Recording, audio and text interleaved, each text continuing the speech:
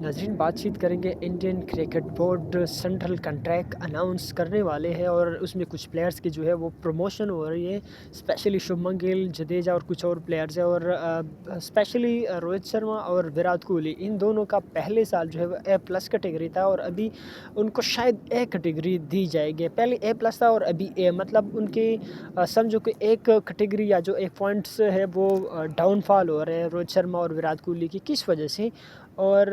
उनके जो है वो कितने पैसे कटेंगे। और ये मीटिंग 22 तारीख को होने वाली है। इस मीटिंग में और क्या क्या होने वाला है इस पर बातचीत करेंगे। साथ में शुभमन गिल पर इंडियन क्रिकेट बोर्ड बहुत ज़्यादा मेहरबान दिखाई दे रहे हैं और अभी एक और मेहरबानी जो वो नज़र आ रही है, स्पेशली गौतम गंभीर बहुत ज़्यादा मेहरबानी कर रहे हैं और कुछ लोग जो है बहुत ज़्यादा तनकीद कर रहे हैं। मेहरबानी क्या कर रहे हैं और तनकीद जो है लोग क्यों कर रहे हैं, इस पर भी बातचीत करेंगे। पहले आते हैं, बात करते हैं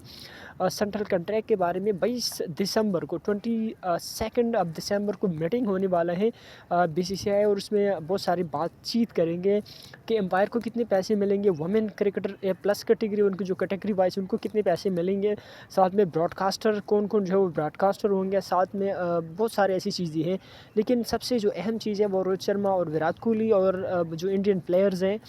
मेन जो टीम है उसको कितने पैसे मिलेंगे। पिछले साल अगर हम बात करें तो विराट कोहली और रोहित शर्मा ए प्लस कैटेगरी में फॉल करते थे और उनको लगभग 7 करोड़ एनुअल जो सैलरी है वो मिलती थी, जो कि लगभग ये 60 लाख रुपए पर मंथ बनता है। अब उनकी जो है कैटेगरी डाउन होने वाले हैं, क्योंकि पिछले साल भी लोग बातचीत करते थे कि ये तो सिर्फ एक फॉर्मेट खेलते हैं, तो एक फॉर्मेट के इतने ज़्यादा पैसे और इतने अच्छे कैटेगरी क्यों। और अभी उनका जो कैटेगरी है ए प्लस से ए प्लस या ए पॉजिटिव, इससे डाउन हो गया ए कैटेगरी में, या मैं भी कि उनको बी कैटेगरी मिलेगी। अभी तो तकरीबन कैटेगरी और सारी चीज़ें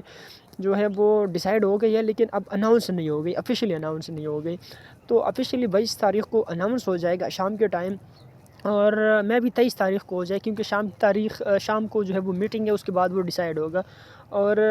बीसीसीआई के ऊपर अब प्रेशर भी है, क्योंकि दोनों खिलाड़ी बहुत अच्छे खेल रहे हैं और ओडीआई रैंकिंग में नंबर 1 और नंबर 2 पर है रोहित शर्मा और विराट कोहली। और वैसे रिस्पेक्ट के लिए दोनों को जो है वो अच्छी कैटेगरी भी देनी चाहिए, और स्पेशली अगर हम बातचीत करें तो अच्छी कैटेगरी देने के साथ साथ रिस्पेक्ट के लिए उनको ए प्लस कैटेगरी में रखना चाहिए। लेकिन अब कानून क्या है और वो सारी चीज़ें जो है वो बीसीसीआई मद्देनज़र रखेंगे, उसके बाद जो है वो डिसाइड करेंगे कि किसको कौन सी कैटेगरी देंगे। लेकिन ए प्लस कैटेगरी में दूसरी साइड पे इंडियन क्रिकेट बोर्ड जो है वो शुभमन गिल के ऊपर बहुत ज़्यादा मेहरबान है। शुभमन गिल की हालांकि T20 में जगह नहीं बनती, इवन के सुनील गावस्कर, रवि शास्त्री जो एक्स क्रिकेटर है वो बातचीत करते हैं कि सूर्या कुमार यादव का जो है वो टीम में जगह नहीं बनती, आप लोगों ने इसको कप्तान बनाया। पिछले जो भी उसकी परफॉर्मेंस थी, लेकिन जब से वो कप्तान बना हुए स्पेशली 2024 के बाद उसकी एक 50 तक इंटरनेशनल क्रिकेट में नहीं आई, लेकिन इसके बावजूद जो है वो कप्तान भी है और वो भी एक फॉर्मेट खेल रहे हैं, लेकिन वो भी हाईली जो कैटेगरी है उसमें वो फॉल करते हैं, उसमें मतलब वो स्टे करते हैं। और शुभमन गिल जो है पॉजिटिव कैटेगरी में है, ए प्लस कैटेगरी में है, साथ में जडेजा है और साथ में कुछ और ऐसे प्लेयर हैं जो कि सारे फॉर्मेट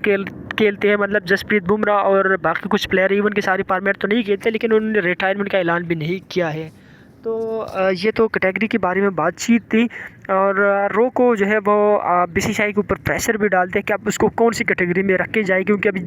जैसे कैटेगरी अनाउंस होने वाले हैं तो उनके जो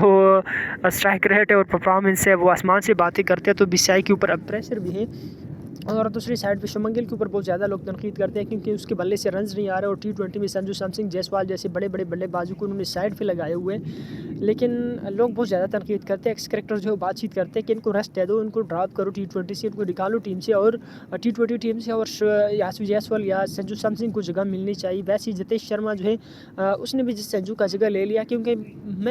मुझे समझ नहीं आ रहा कि मतलब कैसे संजू सैमसन जो कि पहले मतलब वो सेंचुरी पे century back to back century की और 2024 में उसने 3 सेंचुरी की, लेकिन पता नहीं उसको किस वजह से उसको टीम से निकाला। मैं भी फेवरेटिज्म या जो है शुभमन गिल के ऊपर ज़्यादा मेहरबानी वाली बात है। दूसरी बात यह है कि शुभमन गिल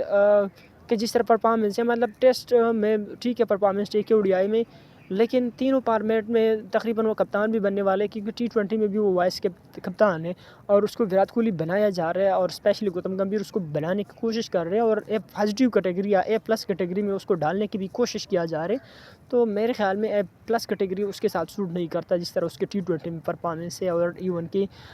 ओडीआई में भी उसकी इतनी अच्छी परफॉर्मेंस नहीं है, स्पेशली लास्ट कुछ मैच।